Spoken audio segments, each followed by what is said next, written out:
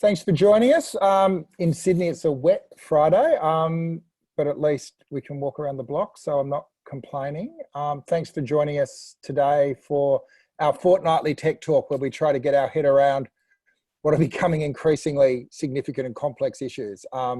This is not a forum for so much tech experts, but people that are interested in politics and the politics of technology. We're really happy to have our normal panelist Dan Stinton, who's the Managing Director of Guardian Australia, with us, and Lucy Krahulsova, who's stepping in from Digital Rights Watch. Lizzie's in court. She reckons she'll get here in about 15 minutes, so we're just going to run a bit of a bench today. But we've got a lot to talk about because for anyone that's picked up a newspaper over the last month, if they still do, they'll know there's this kind of battle for the death going on in Australia between the future of the Australian media and big tech. Before we get cracking though, I just do want to pay my respects on behalf of everybody in this call to the traditional owners of the land in which we are all on. I'm on the Gadigal land of the Eora Nation, and I pay my respects to elders past, present and emerging. And I recognise the land I'm on was never ceded. I'm sure you'll join me in paying your respects as well. We know the rules. Please use the chat, introduce yourself, ask questions. Turn your camera on if you feel decent. We like to get the sense that this is a room that everybody is part of, yes, make it a real community rather than just watching something that's a long talk for an hour on the interweb. Let's kick in. I think today we really want to get our head around the developments of the last week. Facebook's global setting threat to ban Australian news from its platform. And then we'll also have a look at some work that Amazon's been doing freelance. And we're hopefully getting Julia Powles, who's from the University of Western Australia, talking about a really exciting global initiative that she's launched as well. So we're not quite sure if Julia's in the room yet, but when she comes in, Hannah will invite her onto the stage, as it were. But let's kick off. Dan, how's your week been? It's been kind of high stakes negotiations for you. I wouldn't go that far. It's certainly been an interesting week though. Yeah, I'm sure everyone on this call has seen Facebook's announcement on Monday, I think it was, that they are going to be, if the draft code of conduct, which we spent a huge amount of time talking about last week, so I'll try not to repeat myself, becomes law, that they're going to turn off all local and international news from the Facebook newsfeed. So it was certainly turning the volume up to 11, I would say, and we're going to see whether they carry through with it. Well, let's kick off looking at what Facebook actually did. They posted a notice on their website, which out of America, interestingly, rather than out of its local office. I'll read a couple of the lines, and then I'm interested in just your reflections on that, and then I'll bring Lucy into the conversation as well. So Facebook said that what the Australian government's doing, quote, misunderstands the dynamics of the internet and will do damage to the very news organisations the government's trying to protect. They also said, assuming this draft code becomes law, will reluctantly stop allowing publishers and people in Australia from sharing local and international news on Facebook and Instagram. So what does that actually mean? Does that mean that we will be, those of us that use Facebook, I'm not part of that club, will not be able to access an Australian news site through the platform, Dan? Or how would that actually work? Look, it's a little unclear. I did speak with Facebook this week to try and get some clarity on this, and I think they're still figuring out the specifics of it themselves. But look, as I understand it, every publisher, well, there's two parts to this. Firstly, every publisher, or at least every major publisher in this country, and indeed around the world, has a Facebook page. And so we post our content to that page, and that's subsequently shared by different users in the Facebook newsfeed and the like. So I'm not sure whether all of those pages will have to come down, but certainly the ability for us to share content will cease on Facebook. And then the other part to this is consumers obviously post a lot of links to news content on Facebook. And as it was explained to me, that would also be prohibited. And Facebook indeed have or are about to change their terms of service to make that them able to do that. So I don't know exactly how this would work, but I assume there'll be a a fairly exorbitant list of news publishers, both local and international, where those URLs would just be blocked from the platform in some way. Look, this is a matter for Facebook. It's their platform. I would just make one observation though, and that is that 33%, I think, of Australians get their news from Facebook, according to, I think it was a University of Canberra study that was referenced in the ACCC's Digital Platforms Report. So, you know, that's a third of Australia that is getting their news from Facebook's newsfeed. And if all of a sudden they are no longer able to read reputable news sources like The Guardian and many others, then that's going to leave kind of the crazies in there with able to sort of promote misinformation without any of the sort of counter narrative to that and factual counter to that. So it does worry me that the platform, which has obviously had a lot of problems with removing misinformation and misleading information from their service, is now going to effectively remove one of the most effective ways of dealing with that, and that is by fact-based journalism. So it's yeah, it's a worrying threat. Let's go down one level more. So Facebook say that they're doing you a favour by letting your news be shared. They've said over the first 5 months of 2020, they sent 2.3 billion clicks from their newsfeed back to websites at no charge, which they reckon is worth 200 million Australians. So they're reckoning you should be paying them. What's the response to that? Look, there is absolutely a benefit to news publishers from the traffic that we receive from Facebook. There's no question. However, the benefits in aggregate that Facebook receives from news publishers, you know, the ACCC found that benefit was heavily weighted in Facebook's favour rather than the other way around, and the government has accepted that position, which is why we've moved to this code of conduct. So I think it just demonstrates the point I made earlier probably demonstrates this point most accurately, and that is almost most obviously, that is that, you know, when a third of Australia is now going to the Facebook newsfeed to get their news rather than going to the respective publishers, all of that engagement that comes with that is what Facebook is then able to monetize and sell targeted ads against. So that benefit can't be overstated, I think. And so our argument, and I think every publisher's argument, is that Facebook actually gets a much larger benefit from the engagement that our content delivers for them than the other way around. And just one last other point on this, I should mention that there's also a substantial amount of consumer data which is collected from consumer engagement with our content on Facebook's platforms. And that consumer data is then used to power their advertising service and power targeted advertising. And that data has value, and we see no compensation for that either. So in our opinion, obviously Facebook disputes this, but in our opinion, the benefit that we receive pales compared to the benefit that they receive from publisher content in aggregate. So just to put everyone's mind at rest, we're not going to spend another whole hour re-prosecuting the ACCC code. We did that a couple of weeks ago and it was good times, but you can't have too much of a good thing. But I think this discussion is really about the politics of the power of Facebook. I'm interested, Lucy, from the perspective of Digital Rights Watch and your observation, being a global campaigner for many years. What do you see the import of this play from Facebook, and what does it tell you about the relative power of big tech companies and local governments? Yeah, I think that's a great question, and I think we could argue about who's overplayed their hand more here. I think everyone has a little bit. You know, we as digital rights advocates, we don't like to see something like this because especially with misinformation and sort of these huge things that happen, you know, removing news, actual news from these platforms is chaotic. I think, you know, a third of the population getting their news from Facebook, those things vary greatly across sort of demographics. So I'm not sure what data Dan is referring to specifically, but normally there's a real breakdown of demographic groups that get specifically impacted by these sort of changes. In Europe, one of the big challenges has been that, especially for people over, I think it was 45, email is sort of the main medium how news articles get shared. People don't interact with Facebook as much. So those are, you know, challenges. In my work, I find working with companies quite predictable because I can trust them as far as I can see their business model.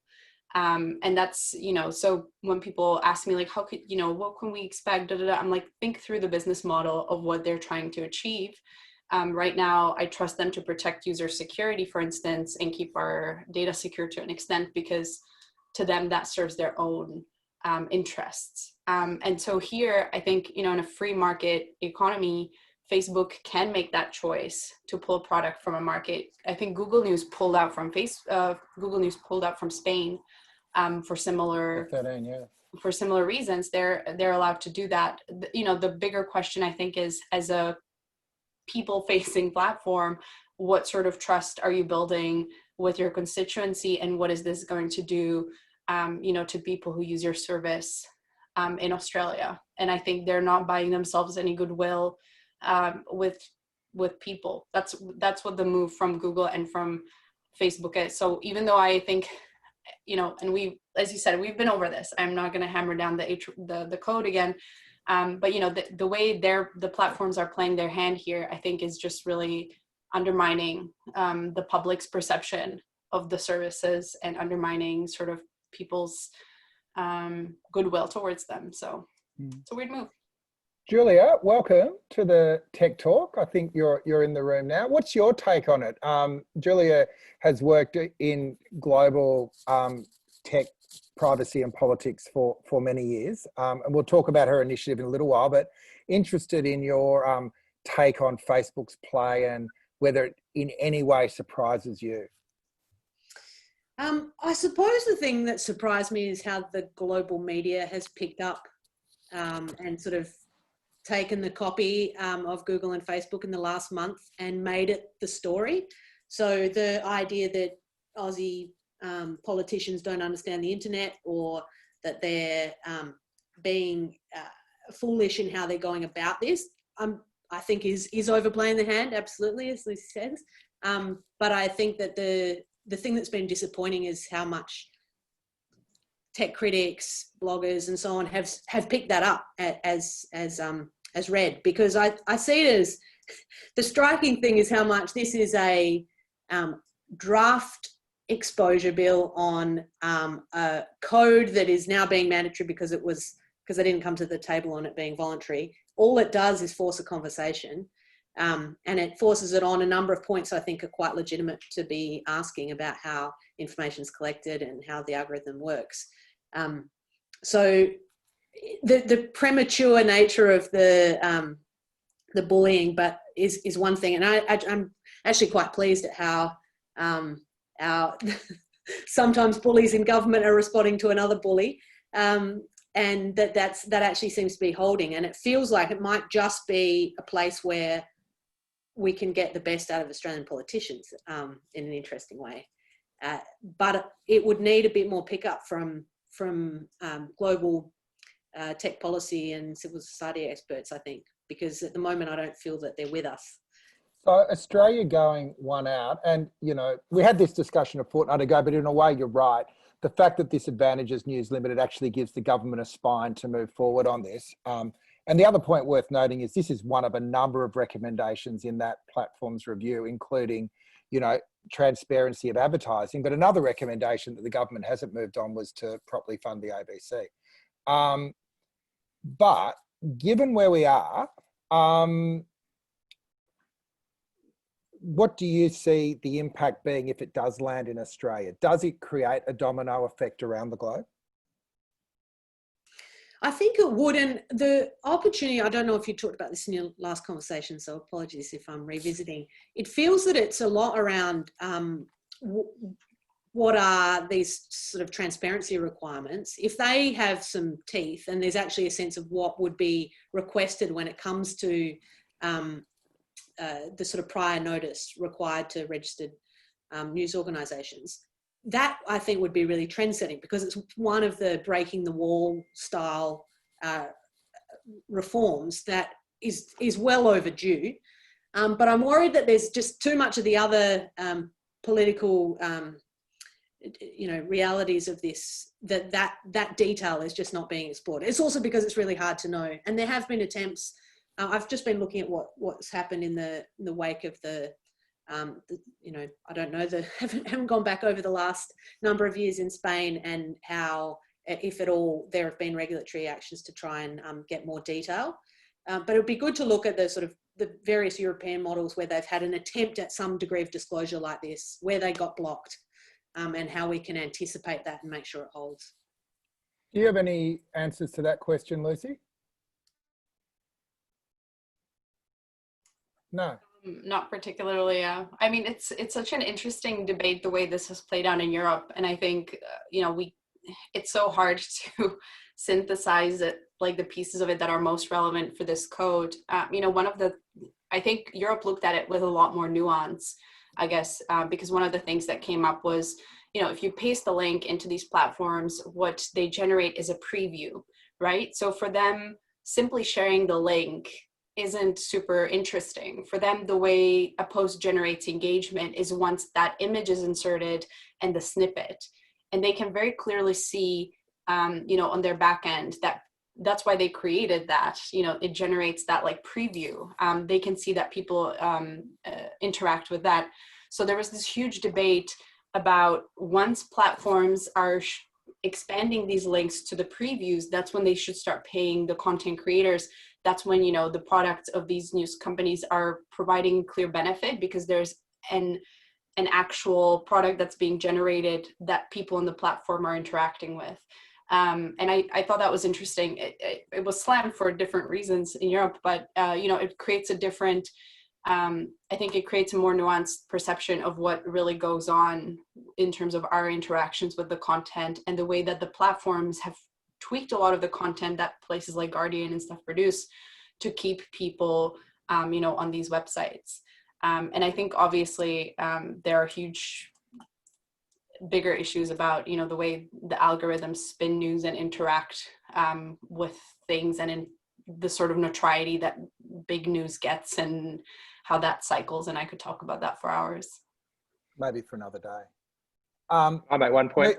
Yeah, because I wanted to go back to you, Dan, quickly. The other and please make your point, but also, could you bring in this thing they said they were going to bring Facebook News to Australia, but now they're not, and what that actually means as well, and then we'll go to the floor.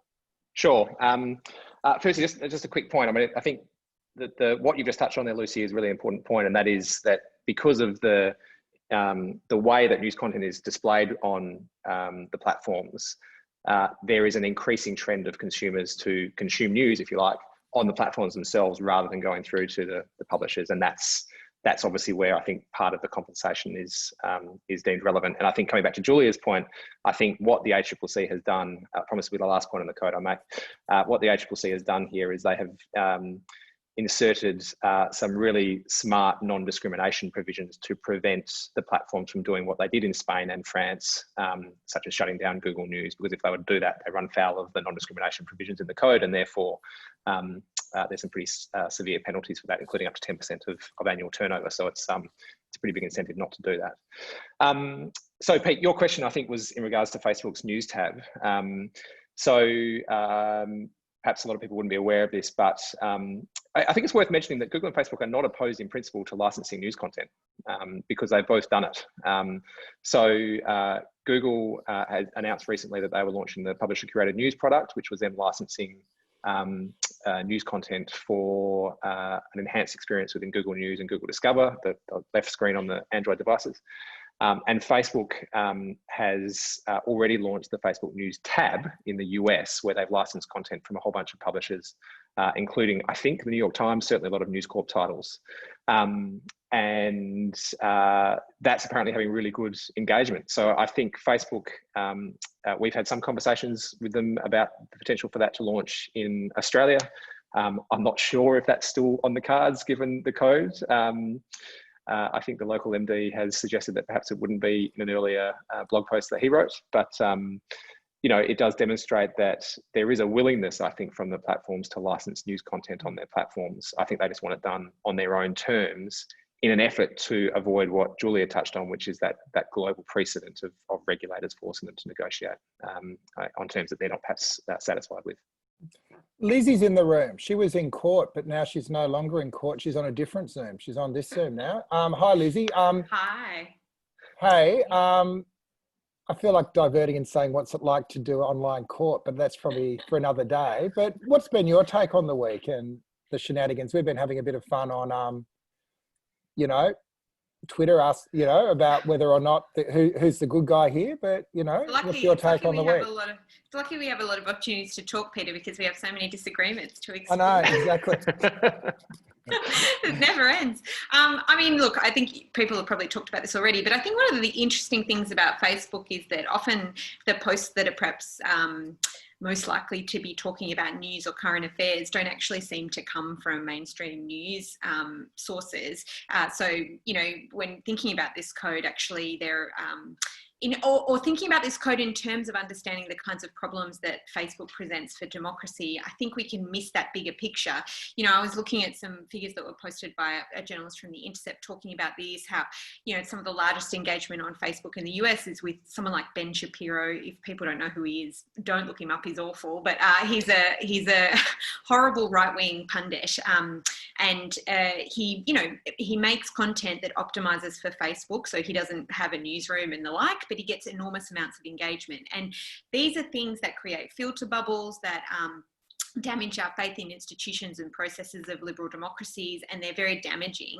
I think much more so than, say, just people being on Facebook reading news content that comes from mainstream news publications, or also it's not necessarily something that's easily fixed or addressed by ensuring that mainstream news content remains on Facebook. So it's a kind of complicated problem, because when Facebook threatens to remove news content, obviously that's deeply troubling when huge numbers of people get their news there. But I also think it's not a medium that is designed to give you good news, and it's not a medium that's designed to, I mean that in the qualitative sense, it's not a medium that's designed to give you lots of different perspectives and a fulsome idea of what's happening in the world. We actually need other kind of institutions, organizations and platforms to do that. And yet the obvious one that comes to mind, of course, is the public broadcaster, and that we need to fund public broadcasting. And that's why I find that this debate is often, what the actual terms of it are a bit slippery, depending on who's talking. And if we are really interested in protecting a diverse and strong media landscape, I would have thought, if that's what the government's interested in doing, and lots of other media organisations, including News Limited, you'd fund the public broadcaster better as a starting point, and then move on to looking at how you could increase the diversity in the media landscape. So sometimes I get a bit frustrated with how these discussions happen. And I mean, obviously, I think Facebook, like I'm sure many people in the room think as well, Facebook kind of overplayed its hand and didn't contribute to any clarity to this discussion either. But I think it is important to always keep returning to the problem that we think we've got, and whether these policy interventions are likely to resolve them, and what other things we're going to need to do, even if this all proceeds as planned, or you know, what we're going to need to do if something happens, like Facebook does what it says it will do, which I'd be shocked if it does, but we'll wait and see, I suppose. Okay. Well, thanks, Lizzie. There were a few questions in the room. I'd like to invite Mark and then I think Rafiq. They've got kind of different views in their questions on what we do if there isn't this news in our Facebook feeds. Are you there, Mark? Oh, Mark wants me to ask his question. Surely if Facebook does not post news on its platforms in Australia, then people are looking for news will go to The Guardian and maybe other sites. Is this not a good thing given the fake news that is on Facebook? And I guess we've sort of touched on that a little bit, but why isn't that the logic, Dan, that if the filter's no longer there, you'll get more traffic straight to you? Oh, look, there is some logic to that. And I think, I mean, what's really interesting, right? Lizzie, this is a rare moment. I'm going to agree with you. What's interesting is that the publishers that tend to get the most engagement on Facebook are those ones that are doing the more outrage-based reporting, I guess, for want of a better term. You know, it is the ones that do the clickbait headlines or the shouty headlines, the more tabloid style of journalism. I think the more considered reporting that is perhaps done by, you know, mastheads such as The Guardian, the ABC, dare I say it, The Australian. These are publishers that don't tend to go very well on social. And so yeah, look, if Facebook does carry through with this threat, you know, I mean, it will still impact on our business, don't get me wrong, because we still get a material amount of traffic from Facebook, but it will probably impact on our business a lot less than it would for a publisher such as the Daily Mail, for example. So yeah, there is some logic to that. Perhaps in the long term, this will actually be a benefit. Perhaps it will. But what worries me is that in the absence of traditional publishers in the newsfeed, as we touched on earlier, it'll just be the crazies that are basically putting out the you know, really sensational stuff in order to get engagement on Facebook. That there'll be no counter narrative to that, and that's the worry when a third of Australians are getting their news from this platform now. Listen, I might move the discussion on because we're halfway through, and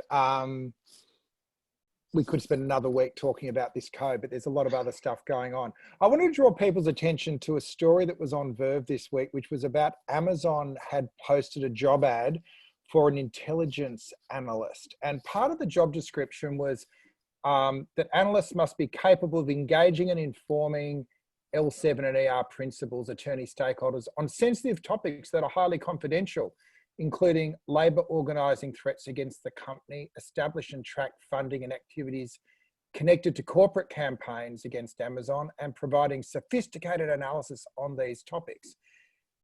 As soon as this was made public, Amazon pulled the ad. I suspect the job is still, you know, in the mix though. Lizzie, what's going on here? Is this something that surprises you, or is this just making public what you'd suspect a big data company would be doing with its mastery of big data?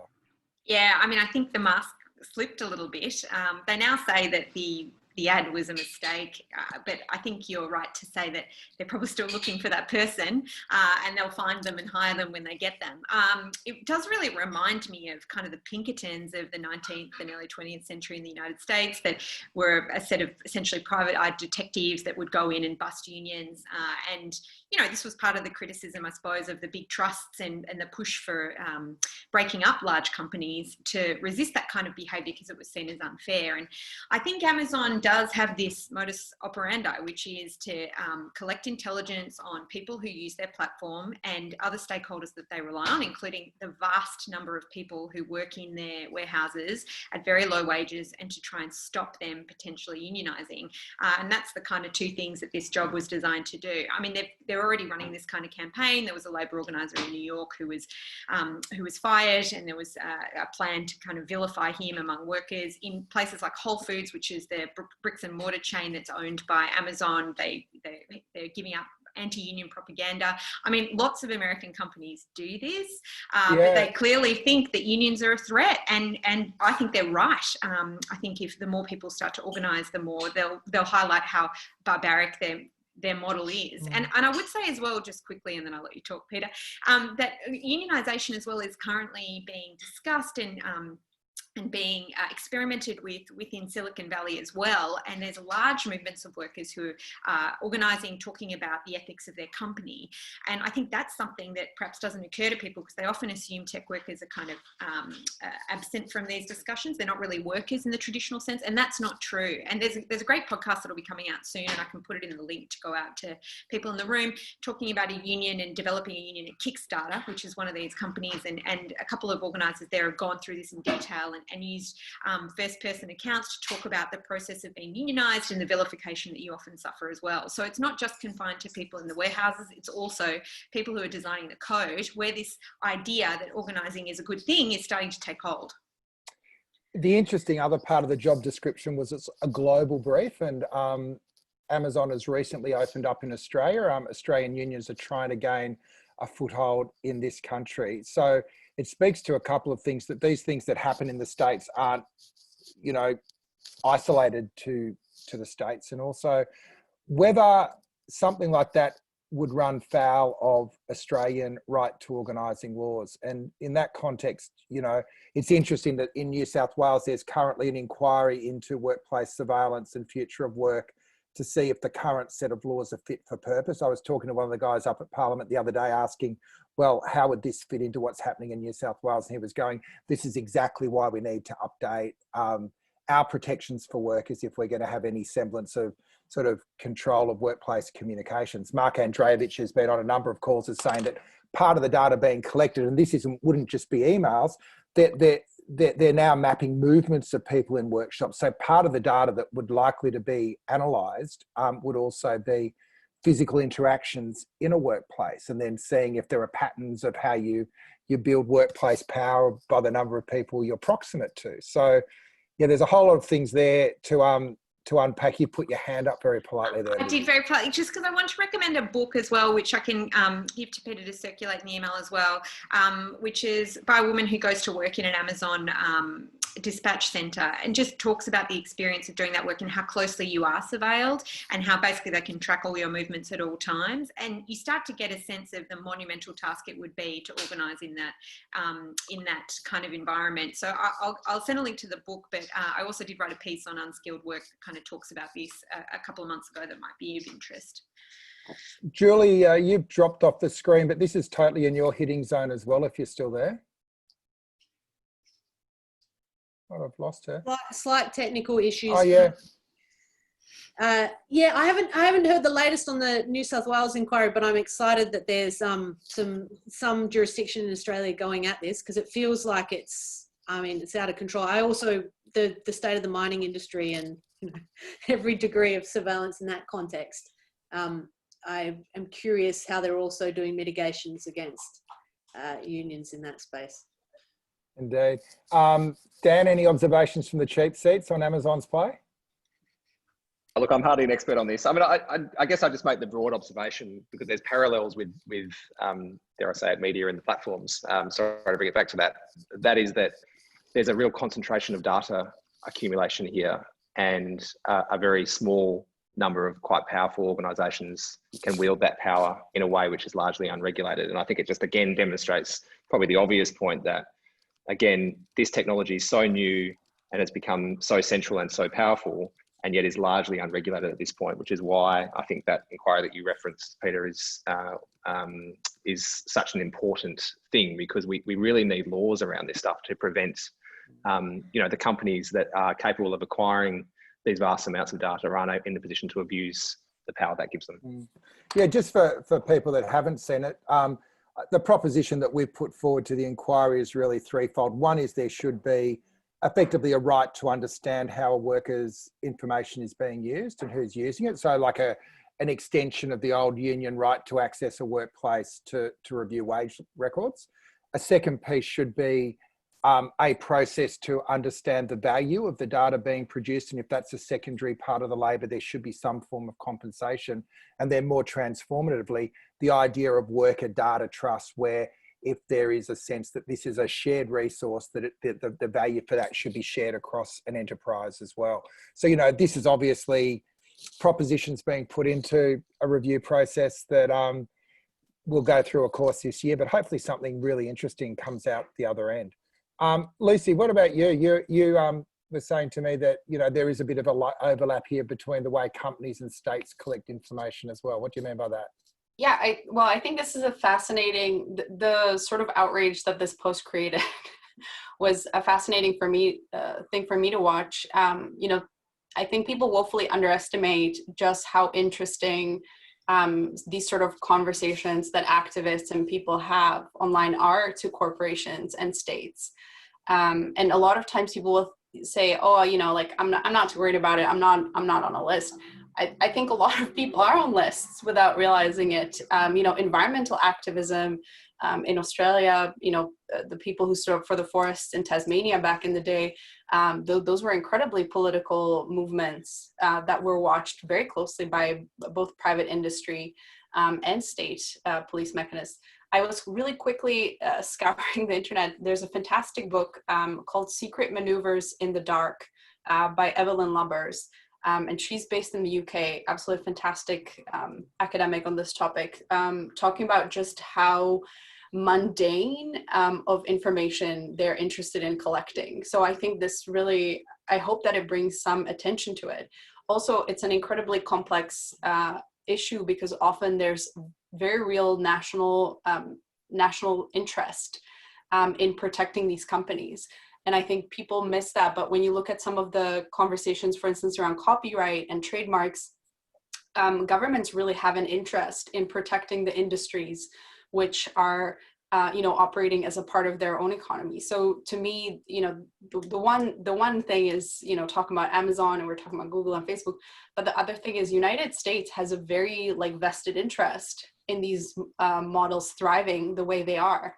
And obviously, I think that creates a lot of challenges. And then you have a global distributed model of these companies. So it's incredibly hard to unionize at that scale.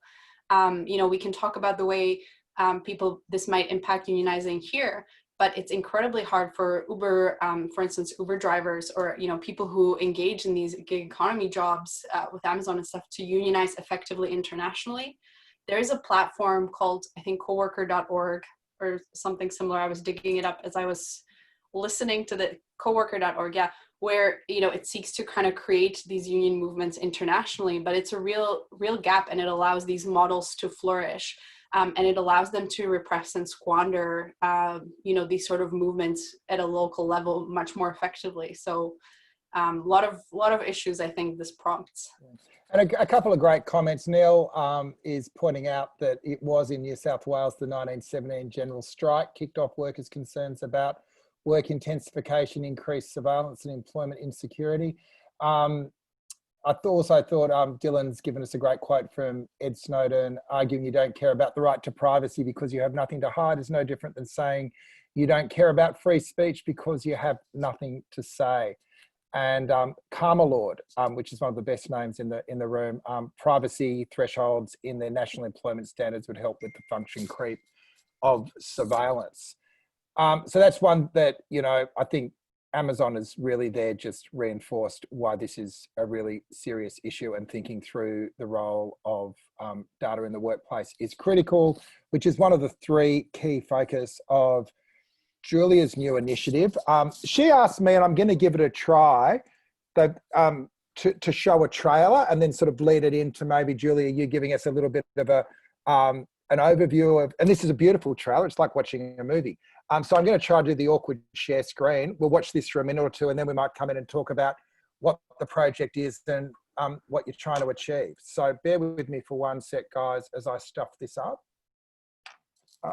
Full screen. Let's see if we can do this. Future says be multiple. Future says power is geographic. Future says it smells like something's burning. Future eat inevitable and spit out possibilities.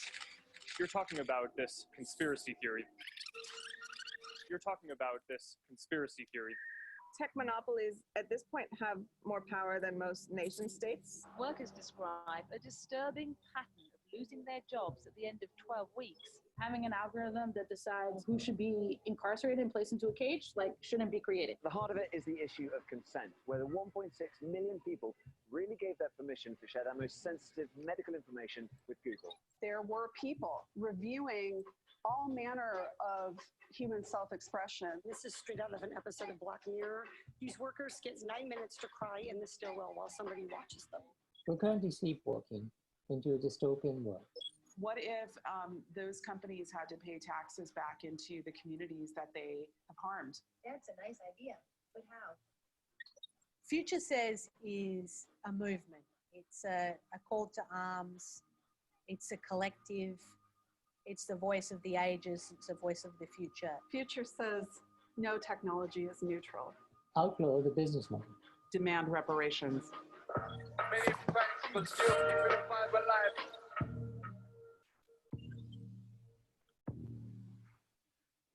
Cool. Future Says. So explain, Julia, the idea behind it, and also, I guess, the involvement of Minderoo as well, as I try to get rid of Donald Trump off my YouTube. I love those follow-on videos. I know. A lot of them are the cast and crew of The Politician, I've got to say, at the moment, which I think is the best thing on Netflix, just quietly. So we missed the best bit of the video at some level, which is that as a last-minute concession, it went on YouTube, which was because we'd managed to get a license to the soundtrack, which is Jamie XX Gosh, which usually costs hundreds of thousands of dollars, but we'd managed to convince the production company that usually works with Google and Facebook that what we were doing, they got it, and that they wanted to support it, so they pulled in their contacts. So this is a project I've been spinning up for the last 10 months or so. And it came out of, maybe it's a bit of backstory, what I would describe as a series of extended bar fights with Google that I and my collaborator Bianca Wiley, who's best known for resistance to the Sidewalk Labs takeover in Toronto, which happily was resisted after 2 years of effort, and some work I'd done on DeepMind and the NHS in London, and work that Meredith Whittaker had done, as Lizzie said, you know, in the worker organising space at Google. And a number of us coming together and saying, we spend so much of our time in resistance that to the, you know, set of what feel like mass takings of previously public services into the hands of vendors that have no track record in the case of Sidewalk building cities, in the case of DeepMind running healthcare systems, in the case of Google working in advanced military operations. And a lot of tech critics find themselves, you know, making very basic arguments like, where is governance? We're getting sold a short deal here. And a lot of that gets cast up as concerns over privacy, which then plays out in its own way. But it's also really fatiguing. And the one thing we never get time for is, well, what should we build instead? So Bianca and I had a number of conversations about, you know, what would we do if we weren't spending 90% of our time in resistance, and we could work on sort of the tech challenges that are the most interesting. And I had this opportunity moving back to Australia of meeting the Andrew and Nicola Forrest, who run one of Australia's big foundations, Minderoo Foundation, happens to be based in Western Australia. And they asked me to come and help shape an initiative in the tech space.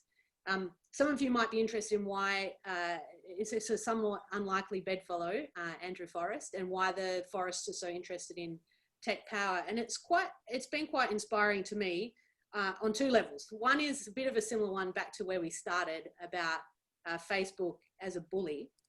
And Andrew has had a personal experience with his likeness being taken in scam ads on Facebook, on LinkedIn, on Twitter. And those scam ads are being used to suggest that he's invested in Bitcoin. And some of the people who get pushed those ads are in his father's generation. And so his father and others have said, what are you doing gloating about how you've made money off Bitcoin? And even Andrew Forrest, couldn't get Facebook to take down these scam ads. And there are a number of influential figures who are in the same boat. And that, I think, realization, which is in his case, he said, well, if I can't do it, look, nobody can do it.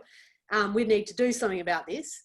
And his interactions with Facebook are very similar to the interactions now playing out with the Treasurer and others, which is that you basically take Facebook's rules, and it's very difficult for individuals and governments to push back. So that was one inspiration. And the second was in the worker space, which was about automation in the northwest of Australia, where we're very advanced. And he was concerned about the shift to automation disadvantaging those workers who have been recently engaged in the workforce, particularly Indigenous Australians, and how that transition might affect the most vulnerable workers. And so at Fortescue Metals and associated companies, they've been really trying to be quite diligent about how they negotiate that transition to automation, and to do so in a way where now they have retained the workforce and they're in more applied and advanced jobs in the machine learning context. So for example, jobs out of Perth managing remote infrastructure. So work and lawlessness were two themes that were of interest to Andrew. And I said, well, we really need to have a sustained movement against the big tech companies, and that there's real interest in doing something like that from Australia. So we've set up a network of centres headquartered here in Australia with a base in Perth and also links into the East Coast. We're going to grow it rapidly and hope to engage more civil society and other groups. It also has bases, and some of those people in the trailer video who you can see on the website, I just dropped in a link, are based in the US, UK, and then bases into also into Europe more broadly. Our ambition with the Perth and Australian node of this network is to think about what the contribution of Australian academia and policy can be into global conversations about tech power. And so we're particularly focused on lawlessness, which I'm pleased has been a theme through today's conversation. And it's what motivates me. I think that we have a really unique industry in the tech industry where laws that already exist aren't being applied, and we're not developing the laws that we should have. And I'm excited about a couple of first projects, I might just say, to get specific. One in public law, where we're working on a model law framework in the public law protections around government use of AI with some collaborators at Australian National University. And that's an area I first worked in the Administrative Appeals Tribunal and some of the early regulations in that space. It's been staggering how little we've developed there, and the whole field of AI ethics, algorithmic accountability is reinventing basic public law protections. And Australia, I think, could reclaim its leadership in the sort of merits review space. So you've got a network there of really esteemed institutions who have all now got a Minderoo Centre. Yep. What's the theory of change beyond that? Is it, I assume it's more than putting out academic papers. Yeah, absolutely. I mean, not many of these folks, like the Meredith Whittaker or John Norton or Sophia Noble, are kind of the write 3 papers a year and then sit back types. So they're all coordinating. Our idea is that we can coordinate what has been sort of sporadic efforts at law reform and policy change, that if you start to signal with a few different examples at the same time, you can build change. So I was involved in algorithmic accountability laws in New York. We think they could be driven more powerfully out of Europe and out of the west coast of the US. And so you could light up in a couple of different places reform opportunities.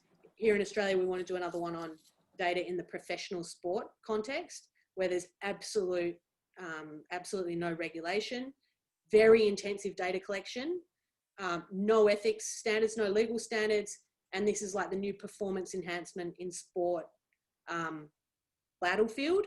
Australia has been a real leader before in position statements and in policy around how to protect athletes.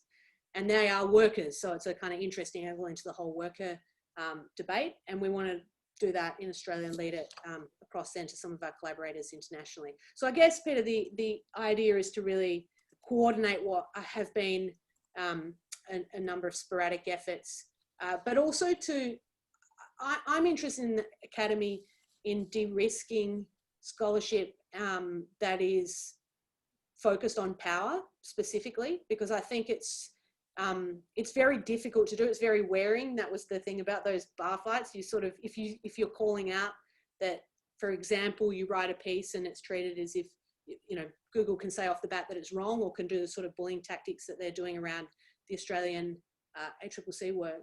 It's very off-putting for a whole generation of scholars coming through.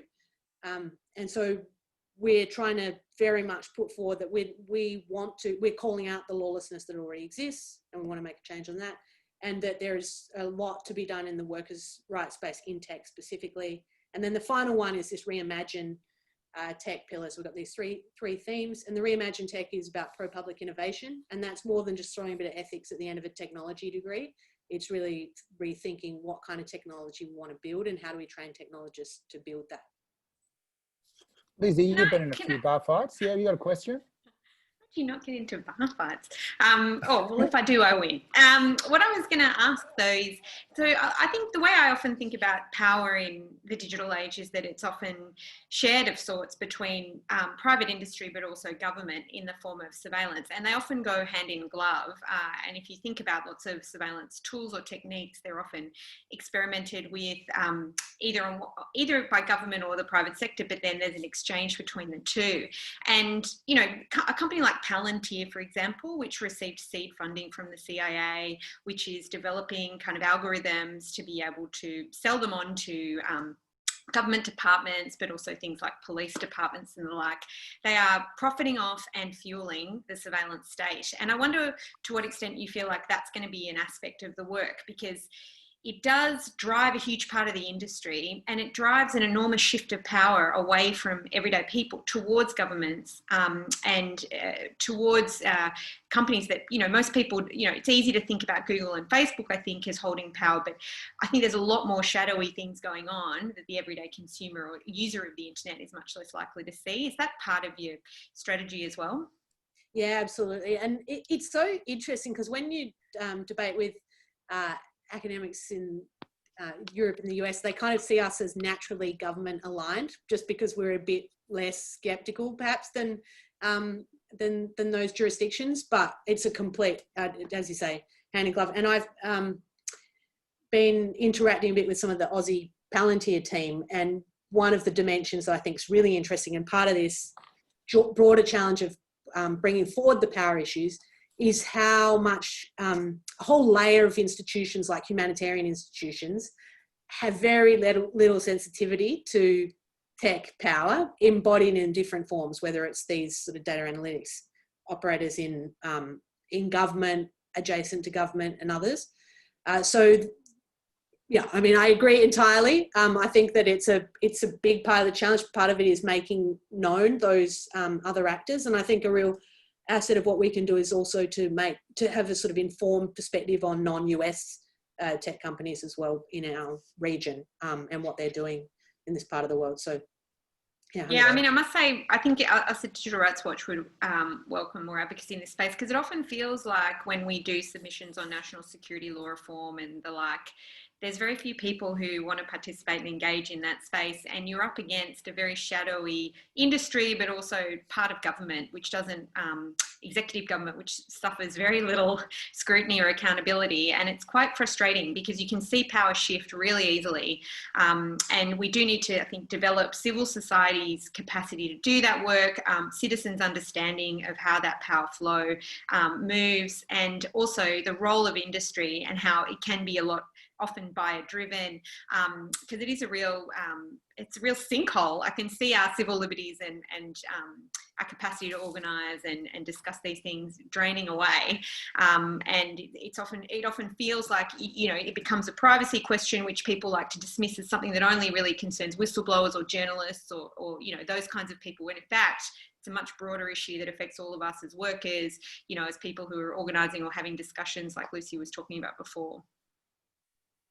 Dan, any questions for Julie? Oh, thanks for putting me on the spot, Pete. This is not my area, but Julia, I do have one question, but it's going to sound pedestrian, but bear with me. So AI is something which I've had very little to do with, really, but I'm interested in it just because I'm interested in this space. Can you for me explain why this is a priority for you? Like just for the general punter, what are the risks here? Why is AI one of the three sort of core pillars that your organisation is focusing on?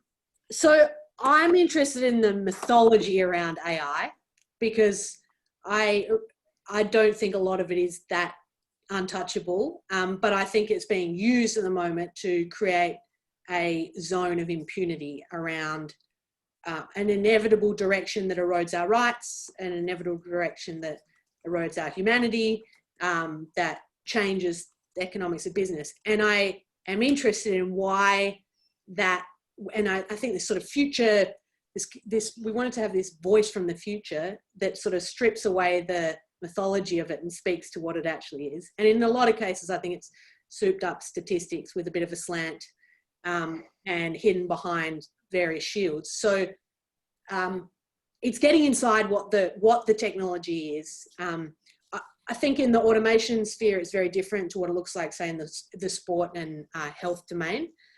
But the effect of it, from a legal perspective, is that we are reinventing base protections that already exist. So, for example, there's a whole debate about how do you explain AI-based decisions. Well, we have rules about explaining decisions that affect people already, and they've been there for centuries. So I would take the perspective, if you can't explain it, you shouldn't be able to use it as a consumer product or as be a vendor to government, and that government should use its power to respond to that and say, we don't procure something we can't understand. So I guess the response I have is I think that I want to bring the understanding we all have of, basic, we should be able to get the systems that affect people's lives into what are often rarefied debates. And lawyers in particular, and absolutely present company accepted, can be very deferential to technology. And you continue to see it, that they won't ask those questions and go, well, what is it really? And I think it's been just part of an extension of that tech and government power too, because it's a way of hiding behind what are shitty statistical systems sometimes, just to present them as more technologically advanced than they are, and to not have to account. Hey, great question or comment from Karma. Are you happy to go on screen? Hi, Karma, how are you? Hi. I was just commenting in the chat, and I'm really interested in that empower workers section of what you've been explaining, Julia, because we do a lot of work with academics. I'm a union official from the old miscellaneous workers union, so we cover a lot of different range of industries, but I'm particularly thinking about healthcare and care services, where we look at the introduction of digital platforms for employment, we look at the surveillance, we look at the data that's being collected on those workers, and really interested in being more offensive instead of defensive on those topics, and thinking about the laws, but also thinking about the work, the kind of work that you're doing, and how to ground that in our members' experience and how that can contribute in this space. Because to us, it's not really future of work. These are present day realities for what our members are facing, and we're not equipped to fight back in the way that we should be. So, I'm interested in having more discussion and taking it in that space. That'd be fantastic. I mean, I think the whole distraction of the future of work conversation away from what are the protections that need to be upgraded for modern work is a huge issue and opportunity, and it's something that's very tangible for people in terms of the lawlessness. So it'd be great to connect up on that and talk further. I think it's a real opportunity for Australia in that whole space. And an extra plug on Lizzie's piece too that shared earlier on unskilled workers as well. I've actually just also put in UWU, which is Karma's new union's submission to the New South Wales inquiry, which is a fantastic piece of work from that union that outlines a lot of the areas. So we could talk for hours, but we're at the hour. Thanks, Julia. Thanks, Lucy. Thanks, Lizzie, for making it. And thanks, Dan. We'll be back in 2 weeks, where I think there will be, I'm sure, a lot more movement in the world of technology. One for your diary, and maybe Lucy can give me the real details. NetThing, which is a conference for people like us, is coming up in a couple of weeks, and we'll be doing a session through it. But do you want to just give people the really quick rundown of how they can register if they're interested in being in a deeper discussion around technology there? Yeah, thanks, Peter. So NetThing, you can find it at netthing.org.au, is sort of the Australian version of these big international forums that happen around, what are the issues of the day on the internet.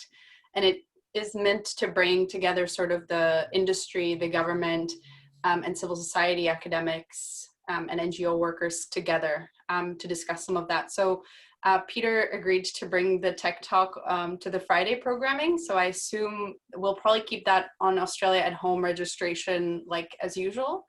But I'll maybe have Peter put in the next email to everyone a link to the whole event. And you can see if that's something of interest. And those are conversations you want to tune in for and engage with. If an hour's not enough, we can offer you 2 whole days. Can't zoom enough. Hey, thanks everyone. Next week, we're launching, or one of the many launches, for Catherine Murphy's quarterly essay on Tuesday, and a special Are You OK event on Thursday. So stay in touch, and thanks for your time today, and we will catch you on the other side of the weekend. See you all.